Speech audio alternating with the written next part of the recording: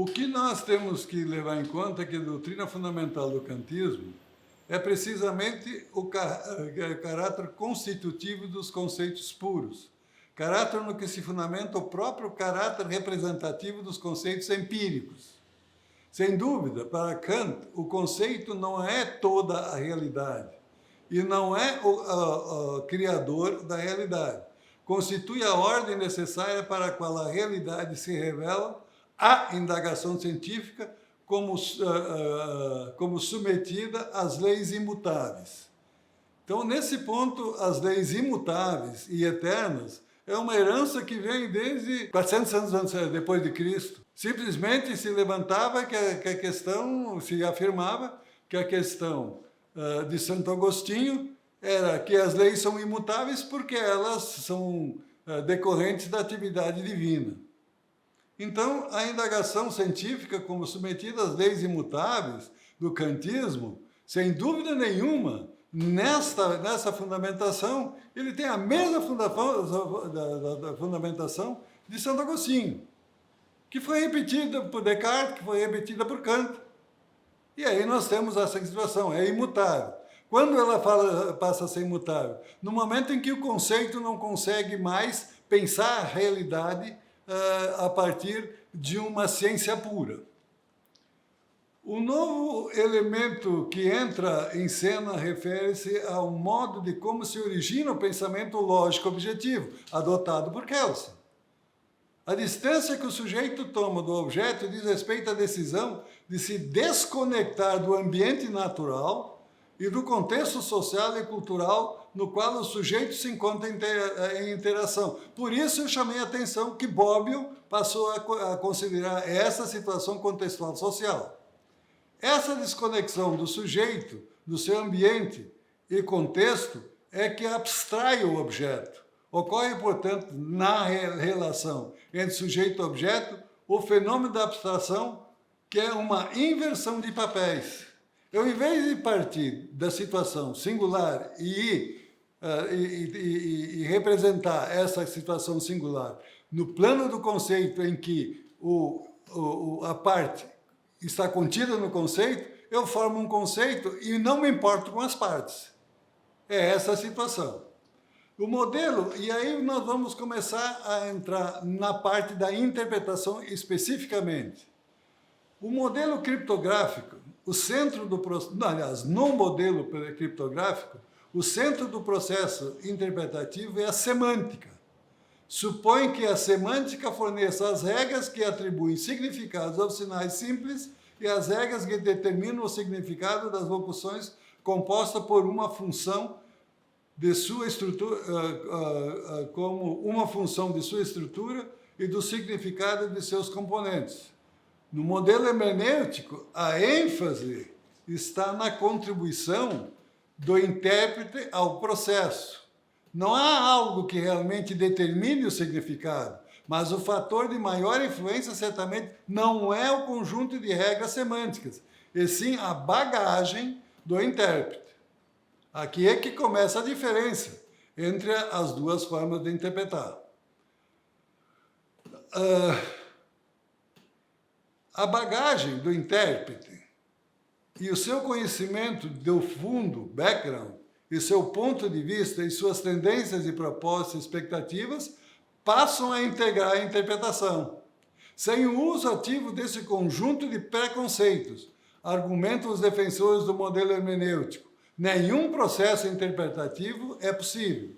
E, além do mais, qualquer tentativa de neutralizar os efeitos da variabilidade inevitável da bagagem preconceituosa sobre os resultados do processo estará fadada ao fracasso. Quem fala isso? Dascal. É um dos que estão na vanguarda da construção da hermenêutica na atualidade. O modelo criptográfico, independentemente do quão difícil ou prolongada seja a busca do significado, existe, no fundo, um fato que permite avaliar objetivamente o resultado. Ou você descobre o significado, ou não. Um significado geralmente pertence ao sistema de sinais e códigos. Se você sabe o código, e sua tarefa é aplicar as suas regras para decodificar o sinal em questão.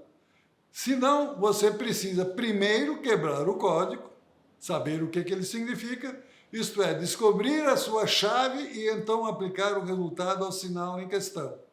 Nos dois casos, o sucesso da operação é objetivo e não imaginário. É uma questão de usar o código e a chave corretos de maneira correta. Quem fala isso? Dascal. Então, o que ele fala? Que o modelo criptográfico, ele implica nesta proposição ou nessa forma de sequência de uma proposta epistemológica. Bom, retornando à hermenêutica, referimos que somente ao se restarem lacunas descobertas, conceitos em branco, esses espaços poderão ser preenchidos pela construção e aplicação. Apenas aqui há espaço para que o intérprete faça o sistema sistematizar. Contudo, no campo do direito tributário, quando da identificação do conteúdo, que trata dos pressupostos constitucionais de incidência tributária, em face da vinculação entre o intérprete e a lei e a explicação da realidade, o preenchimento subjetivo desse espaço está vedado.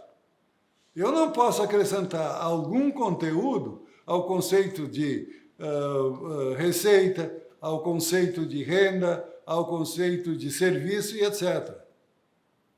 Eu tenho que considerar, nesses casos, o elemento econômico que está contido nessas operações que estão sendo realizadas.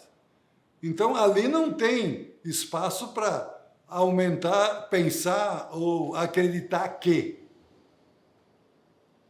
Bom, dentro dessa sequência, o que nós temos aqui ainda é o que nos fala novamente Dascal, Marcela Dascal.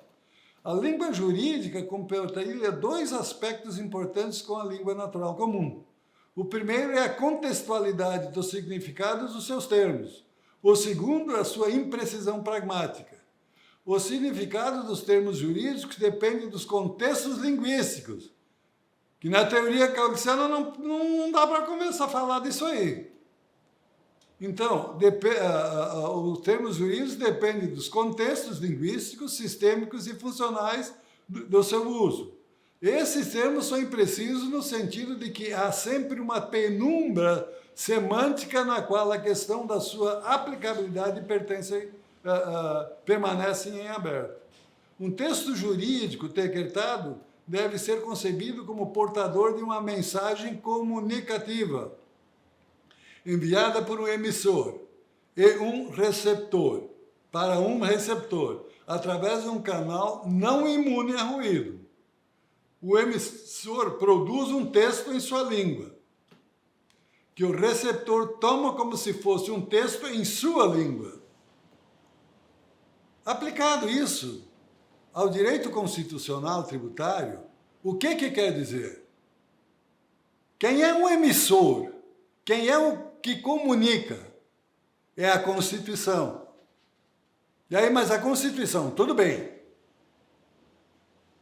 A Constituição, a partir do sistema tributário nacional, a partir de cada textinho que está contido nos seus artigos, ou a partir do seu todo? Se nós estamos dentro de um Estado democrático de direito, nós temos uma Constituição posta como uma totalidade, não aos pedaços. Então, no momento em que eu faço a interpretação, o que está contido lá, pode tributar renda, é uma parte do que está no todo constitucional. E esse todo tem que ser levado em conta. Kelsen não é mentiria isso. Ele toma as elocuções, e muitas vezes absolutamente fragmentadas, e a partir dali, tu simplesmente, por via numa interpretação semântica, começa a fazer uma interpretação. Sim, mas por que isso é importante? Porque essa fragmentação está sendo aplicada nos nossos tribunais administrativos, e a doutrina está lecionando, ensinando isso nas universidades. É contra isso que a gente está propondo esse curso avançado de hermenêutica jurídica constitucional. O que nós efetivamente queremos é rediscutir esse sistema e verificar se não existe outro para pôr em seu lugar. Esse é o esforço que está sendo feito desde a primeira lição que foi posta nesse curso. É essa a ideia que está sendo posta. Desconstrução do sistema jurídico constitucional tributário do Brasil para que ele seja adequado àquela hermenêutica constitucional que está sendo aplicada na vanguarda das universidades atuais e modernas. Nós não evoluímos, e aí eu peço perdão aos meus mestres. Nós estamos aplicando uma mesma teoria há 200 anos. E isso vai ficar bem claro nas próximas intervenções que vamos fazer. Por que isso vai ficar claro? Porque o sistema é kantiano.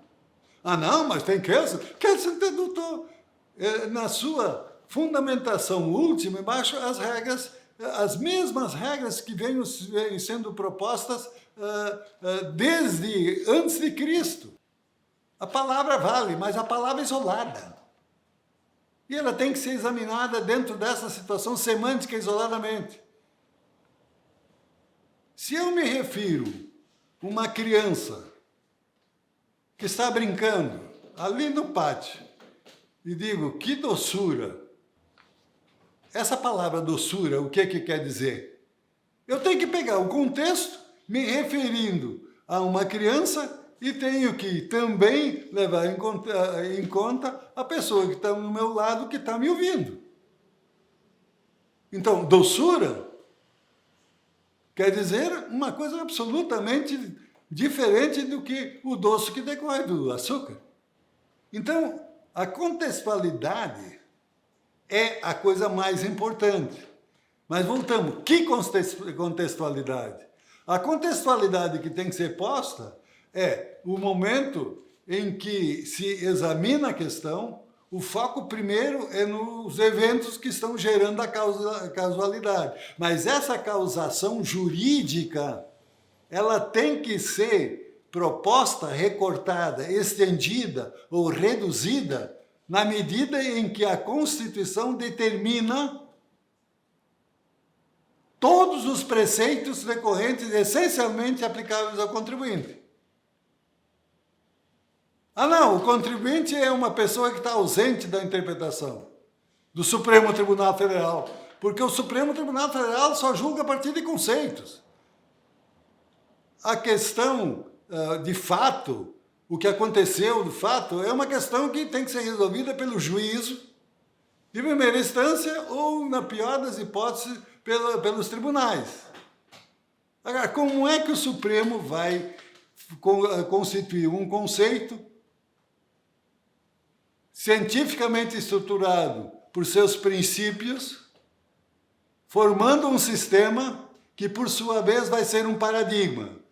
Como é que ele vai montar esses paradigmas se ele não trouxer para dentro da sua discussão as questões que estão correndo lá, que são os fatos geradores efetivamente ocorridos dentro de um processo? Vocês vão dizer, não, mas peraí, ele aí vai ter que examinar cada processo. Não! Ele tem que, a partir desses casos, vamos dizer, incidência do imposto de renda, estruturar aquilo que é renda, traçar um paradigma, mas não um paradigma dito que por diversos ministros, dizendo, olha, eu acho que, eu acredito que, para mim é. Não. Experimentalmente demonstrado, e aí se começa a ter a diferença bem fundamentada da situação que está sendo aplicada, por exemplo, para montar a tipicidade, vamos dizer, na Alemanha e no Brasil. O que dizem, e nós vamos voltar ao tema, é que os tipos jurídicos são ideais. É aquela situação que já se levantou tantas vezes pela proposta apresentada por Cirne Lima, dizendo o seguinte: uma cabra pensada não é aquela que está no pasto. Ou de uma vaca pensada não se tira leite real.